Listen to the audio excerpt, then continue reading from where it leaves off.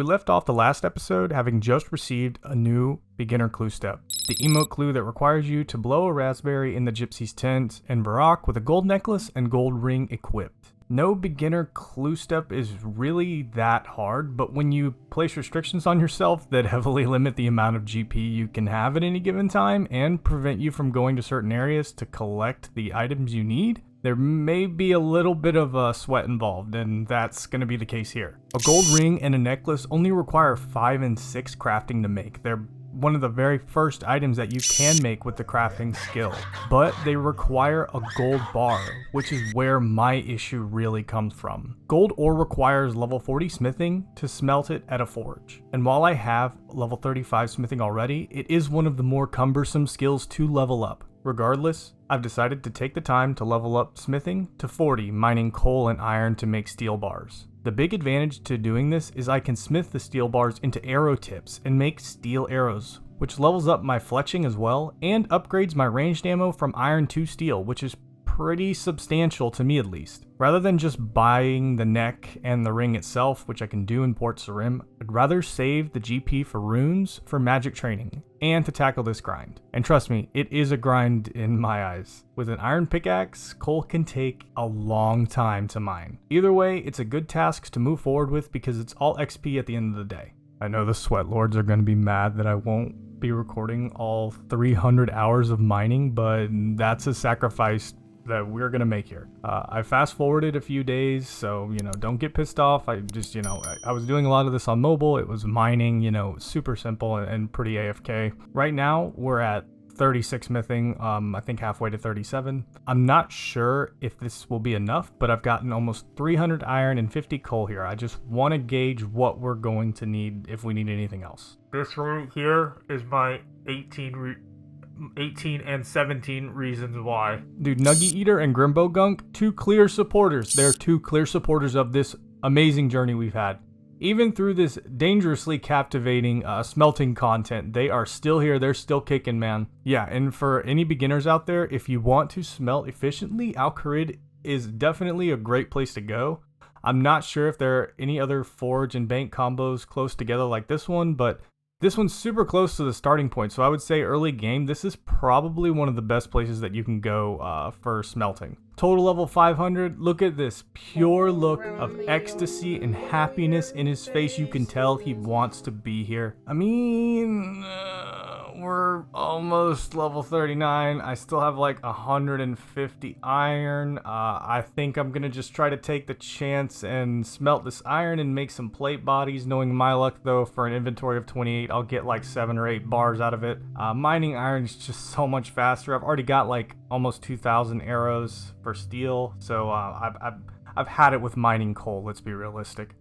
Alright, so we got some more iron. 500 has to be enough. Alright, level 39, one more to go. We can make steel warhammers now too, which is pretty neat. And there it is, dude. Level 40 smithing. Finally achieved another level 40 on the notch, right? A notch on the belt. We've been getting 40s like crazy lately. We can now smelt gold ore and make steel battle axes and smelt gold ore. Dude, I'm running into this forge knowing the meme is dead, much like my run energy right now. To say that this gold bar is worth the price of gold is a very cringe and accurate at this point in time. And now for the moment we've all been waiting for. We will blow the raspberry. Sherlock Holmes here will say some random bullshit, and we have our casket. Oh, nice. Thank you, God.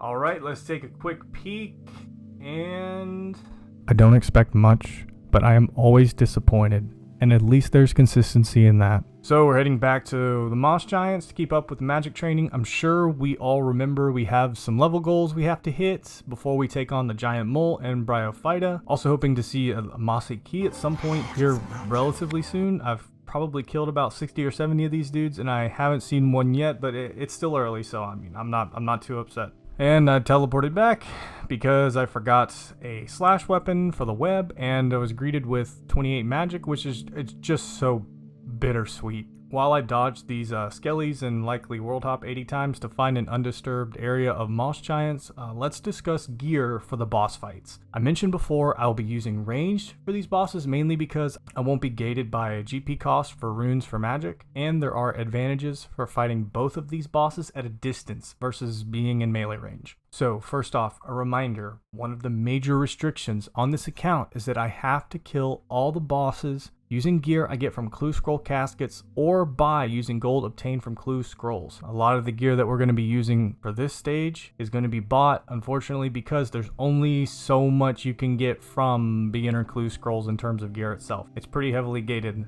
A lot of the gear starts coming with easy clues, so we'll just have to bite the bullet and buy some things this time around. With that being said, here's a setup that I have planned. For the head, I'll be using the basic leather cowl. I could go for the coif, which requires 38 crafting to make and gives one more point in range strength, but my restrictions don't allow me to use anything I make myself for boss fights, and there are no shops in my unlocked areas where I can buy a coif. I'll still be making crafting a soft priority here soon for other reasons, so hopefully we can see a coif. The chest and pants will be the studded body and the chaps, which I'll buy using the Casket GP from Horvik's shop in Varrock.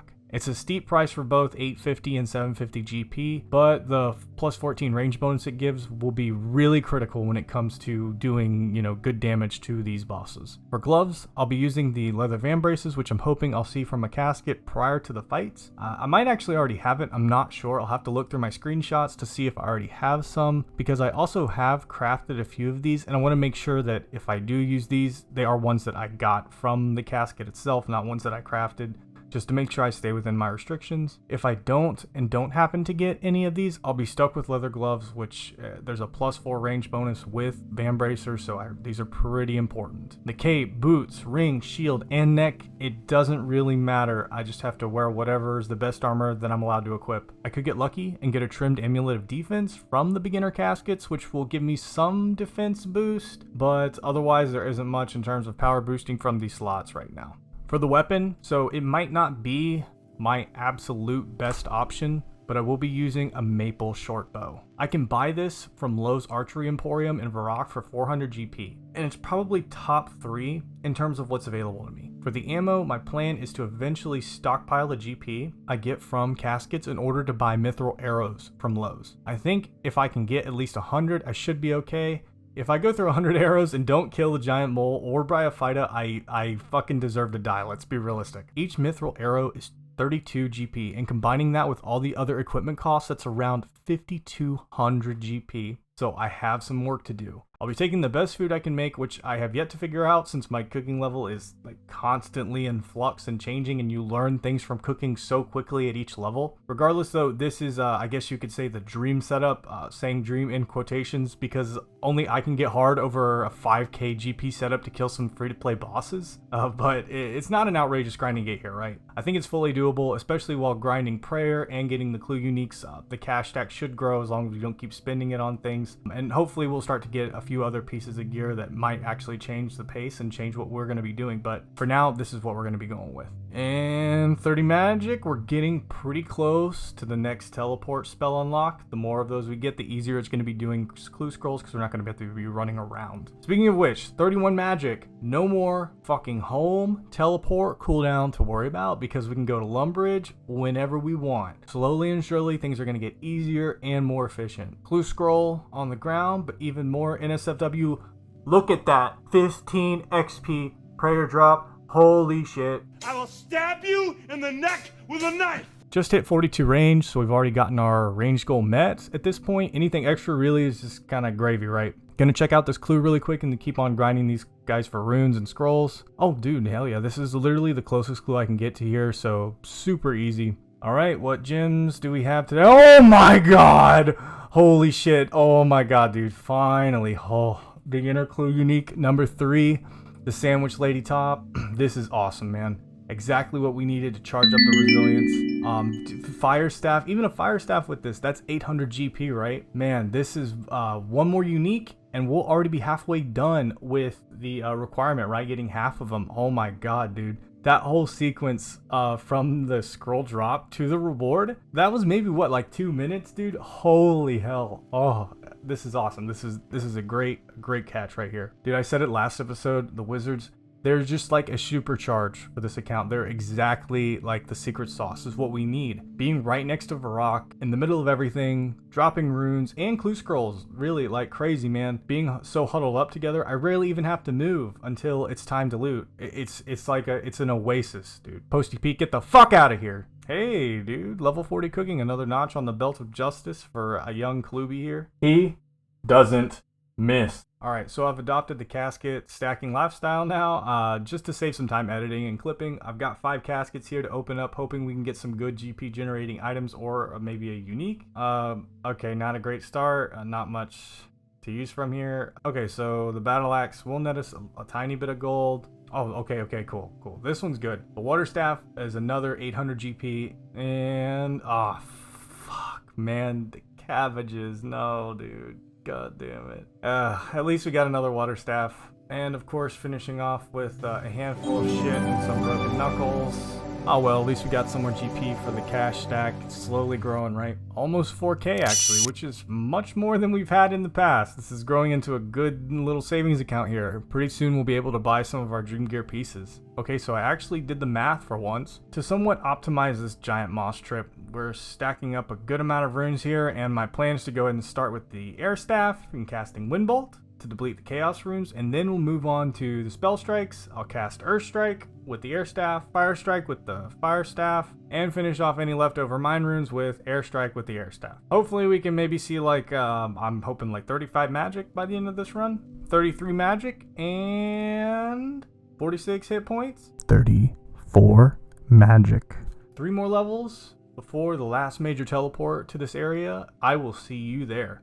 I have been a rich man and I have been a poor man, and I choose rich every fucking time. Oh my God!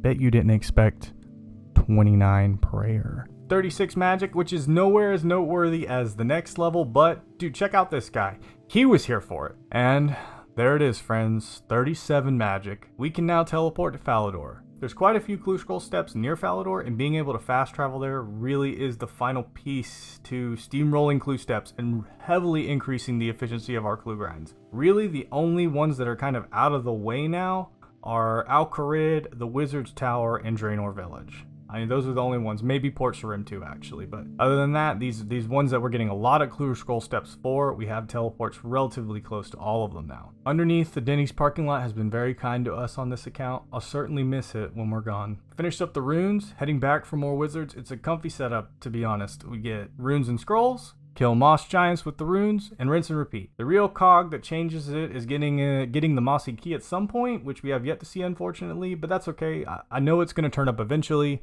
And also, obviously, just slowly leveling prayer as much as possible. Speaking of which, the goal line is in sight, friends. Level 30 prayer, 7 more levels, and we're going to start unlocking overheads. That's when the game's really going to start to change.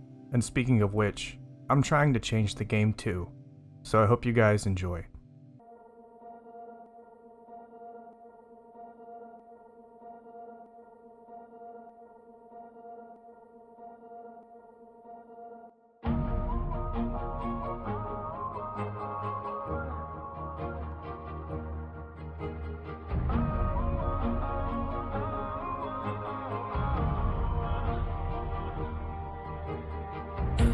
There ain't no hope in a homeless heart.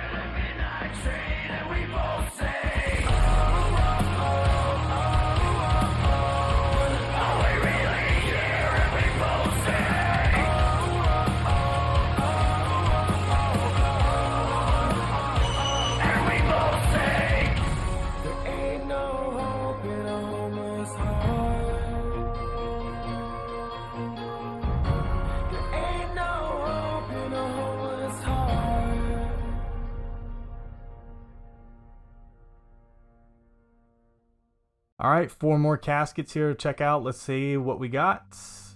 Fuck me. Oh, wow. Damn. Okay, this is a good GP reward right here. Pretty useful. I'd say, realistically, this is probably close to like 1,200 total gold in this casket alone. The leather is poop, and the liver's a pooper, I guess. This one's a dud. Oh, man. Another set of stinkers aside from that one good GP clue. Alright, so we're going to go ahead and buy the first of the Dream Gear set, the Maple Shortbow. It's only 400 GP, which doesn't seem as bad as it did 20 caskets ago. It'll help a lot with the wizards. We should get our max hit up to 6 or 7, which will be a big difference. A quick update on the level board here. We're already at 40 attack, 40 strength, 50 range, way over the goal. Same with magic. The goal was 33, and here we are alone at the top at 38. Prayer and defense are really the only ones left. Defense will be really quick, so honestly, it's prayer that's the real final chapter of this little story. 3 more caskets. Stop it. Get some help. And more GP for the Mithril Arrow Fund. So I did a little bit of research, and one of the better foods that I can make right now are actually apple pies. All the ingredients are actually available in the Cook's Guild right by the GE. It's a very common free-to-play food that is made since everything is readily available. So I guess, welcome to Cooking with CLOOBEE. The Cook's Guild is a small, peaceful building located. Wait, who the fuck is this? He's stealing. Let's make some pies, bitch. 3rd floor, no evidence. Pull this fucking lever. Give me this shit. Pure, uncut Colombian. Water in the pot. Wait, what the fuck? They don't put a tooltip. They're hiding it. Out of my way, you fat fuck. Oh, fuck. Delicious. Wait, why is the dough only on the bottom part? This won't even bake right. Where is it? Why can't I take the knife? Get me the fuck out of this shithole. Mutilate the apple. Let's go. Wait, what the fuck? What is this?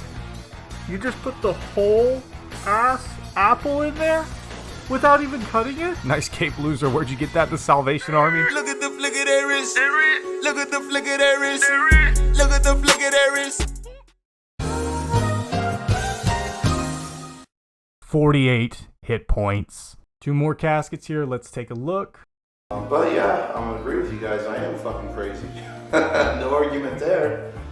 We're still looking for that 4th unique to put us at the halfway point and still pushing through for the prayer grind. At least we're in the 30s now, so the end is near. I want to also switch my attention to crafting a little bit, like I mentioned earlier, because there's a lot of useful things we can make later on. We'll just need a reliable method other than leather from the cow, because I don't want to waste all of my time in the cow field in Lumbridge. We've pumped out some tough levels though this episode, and are finally starting to get a little bit more efficient with the clue scrolls. I hope you're ready, because next episode, we're going to get that mossy key.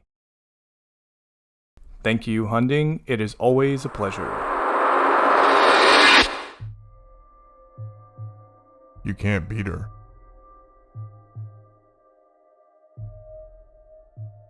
What do you mean? The leader of those damn moss people. You can't beat her. And what makes you think that? I've watched you down there, running around with your knives and mushroom hats. You're strong, but I've seen plenty of them just like you. I know how it ends. You run in there thinking you have every reason to own the place. Most never come back. Though I can only imagine they happen to take her down. They wouldn't come back here. Who knows? What can I do?